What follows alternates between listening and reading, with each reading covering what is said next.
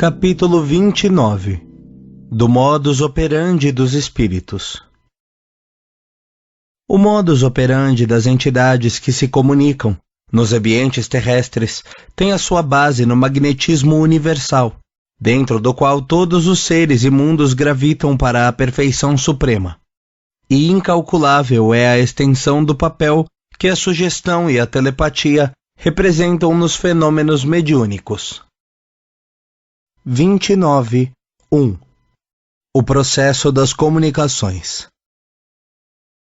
O processo das comunicações entre os planos visível e invisível, mormente quando se trata de trabalhos que interessam de perto o progresso moral das criaturas.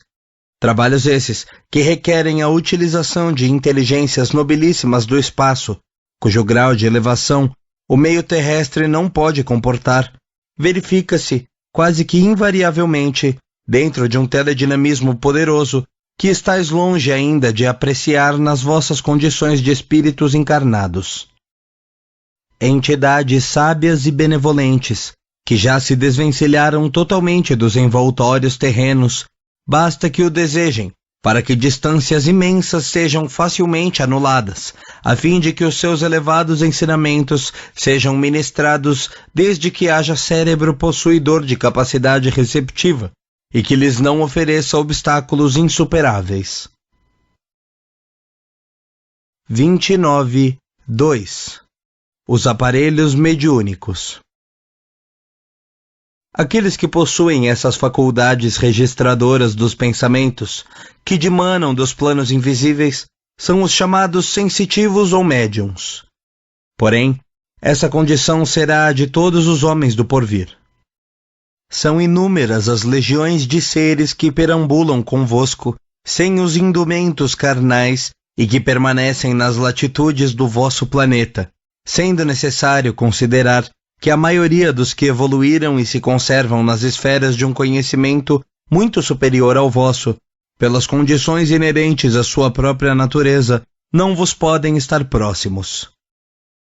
Enviam aos homens a sua mensagem luminosa dos cimos resplandecentes em que se encontram, e formulando o desejo de ação nos planos da matéria, atuam com a sua vontade superior sobre o cérebro visado, o qual se encontra em afinidade com as suas vibrações, e através de forças teledinâmicas, que podereis avaliar com os fluidos elétricos, cuja utilização em setais na face do globo, influenciam a natureza particular do sensitivo, afetando-lhe o sensório, atuando sobre os seus centros ópticos e aparelhos auditivos, desaparecendo perfeitamente as distâncias que se não medem. Na alma do sujeito começa então a operar-se uma série de fenômenos alucinatórios sob a ação consciente do espírito, que o guia dos planos intangíveis. Este, segundo a sua necessidade, o induz a ver essa ou aquela imagem, em vibrações que o envolvem, as quais são traduzidas pelo sensitivo de acordo com as suas possibilidades intelectivas e sentimentais. Há instrumentos que interpretam com fidelidade o que se lhes entrega. Outros, porém, não dispõem de elementos necessários para esse fim. Não se conjeture a necessidade, por parte dos desencarnados, de trabalho fatigante para que tais fenômenos se verifiquem, concretizando-se no plano físico. Tais fatos se realizam naturalmente, bastando para isso o seu desejo e o poder de fazê-lo. 29.3 A ideoplasticidade do pensamento. Ignorais na Terra a maravilhosa ideoplasticidade do pensamento. Conhecendo a plenitude de suas faculdades, após haver triunfado em muitas experiências que lhes asseguraram elevada posição espiritual, senhores de portentosos dons psíquicos, conquistados com a fé e com a virtude incorruptíveis, os espíritos superiores possuem uma vontade potente e criadora de todas as formas da beleza.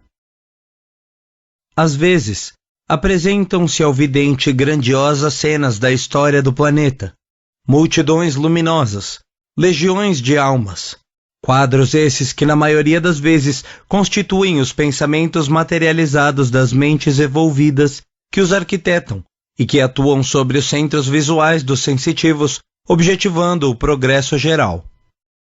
É assim que se estabelece a união dos dois mundos, o físico e o espiritual, através de fatores inacessíveis às vossas medidas e instrumentos materiais.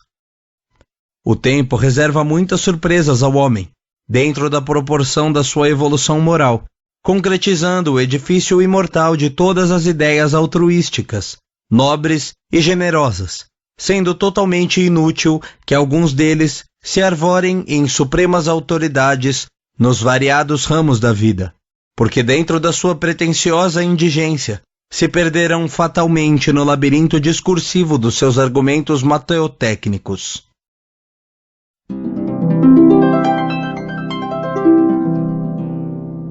Capítulo 30.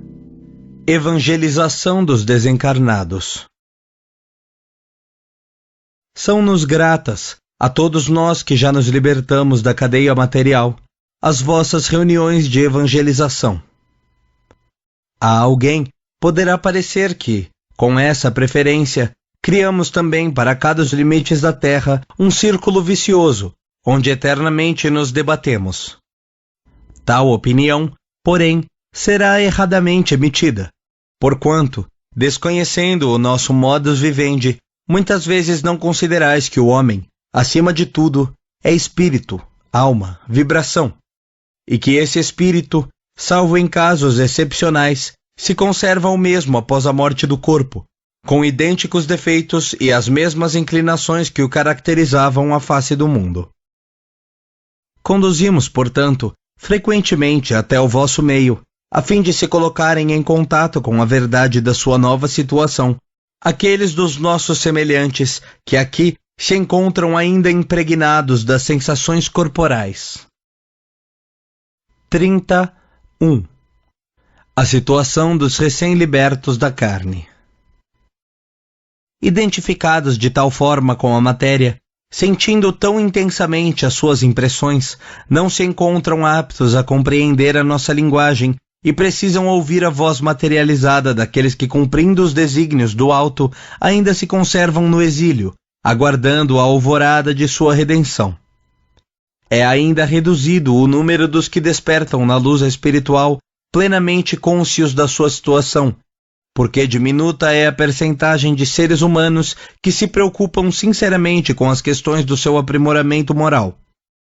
A maioria dos desencarnados, nos seus primeiros dias da vida além do túmulo, não encontram senão os reflexos dos seus péssimos hábitos e das suas paixões, que nos ambientes diversos de outra vida os aborrecem e deprimem. O corpo das suas impressões físicas prossegue perfeito, fazendo-lhes experimentar acerbas torturas e inenarráveis sofrimentos. 32. As exortações evangélicas. As exortações evangélicas são, pois, lenitivos de muitos padecimentos morais, de muitas dores amaríssimas, que acompanham as almas após a travessia da morte, cheia de sombras ou de claridades. Há sofredores a aliviar, ignorantes a instruir, sedentos de paz e de amor. Quando assim acontece, é natural que o tempo seja dedicado à nobre tarefa de espalhar a luz do ensino e do conforto espiritual. Numa assembleia dos que se consagram ao estudo das ciências, é natural a discussão sobre a matéria cósmica, sobre a onda hertziana. Mas ao lado da turba dos infelizes, é preciso mostrar a estrada da regeneração e da verdadeira ventura. O Espiritismo não é somente antídoto para as crises que perturbam os habitantes da Terra. Os seus ensinamentos salutares e doces reerguem, nos desencarnados, as esperanças desfalecidas à falta de amparo e de alimento. É aí que a doutrina edifica os transviados do dever e os sofredores saturados desses acerbos remorsos que somente as lágrimas fazem desaparecer. 33. A lição das almas. Cada alma que se vos apresenta, e que leva até os vossos ouvidos o eco das suas palavras, traz na fronte o estatuto da verdade que vos compele aos atos puros e meritórios, e aos pensamentos elevados que enobrecem a consciência. Não regressaríamos da morte sem um alto e nobre objetivo. O escopo das nossas atividades é a demonstração da realidade insofismável de que vivemos, e regressamos do plano invisível para vos dizer que o espaço, como um livro misterioso, encerra toda a nossa vida. Uma intenção, uma lágrima oculta, uma virtude nobilitante estão patentes nas suas páginas prodigiosas, que por uma disposição inacessível ainda à vossa compreensão, registra os mais recônditos pensamentos e ações da nossa existência. Objetivamos, portanto, cultivar em vossos corações a certeza consoladora da crença pura, trabalhando para que a tolerância, a meditação e a caridade sejam as vossas companheiras assíduas. 34. Ensinar e praticar. Todas as ciências estão ricas de especulações teóricas. Todas as religiões que se divorciaram do amor estão repletas de palavras, quase sempre vazias e incompreensíveis. As predicações são ouvidas por toda parte, mas a prática, esta é rara. E daí a necessidade de se habituar a ela com devotamento, para que os atos revelem os sentimentos, operando com o espírito de verdadeira humildade. Caminhai, pois, nos pedregosos caminhos das provações. À medida que marchardes cheios de serenidade e de confiança, mais belas provas colhereis da luminosa manhã da imortalidade que vos espera, além do silêncio dos túmulos.